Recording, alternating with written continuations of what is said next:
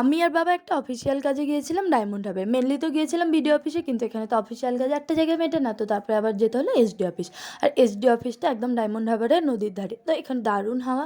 আর তারপর এখান থেকে আবার যেতে হলো বিএলআর অফিসে, তো এখানে আবার আমাদেরকে লিখতে হয়েছিল একটা অ্যাপ্লিকেশন। তার জন্য কাগজ নিয়ে আমি আবার দৌড়ে দৌড়ে যাচ্ছি, কারণ টিফিন টাইম হয়ে যাবে। তো তারপরে আমি আবার অ্যাপ্লিকেশনটা লিখে জমাও দিলাম। এবারে চলুন বাড়ি ফেরার পালা। আর এই যে দেখতে পাচ্ছেন আমাদের উপসংশোধনাগার জেল আর কি। আর এই যে নদী, আর নদীর মাথার উপর আকাশটা দেখুন, প্রেমে পড়ে যাবেন। আর ডায়মন্ড হারবারেই তো আমাদের সব অফিসিয়াল কাজে বলুন আর সব কাজে আসতে হয়।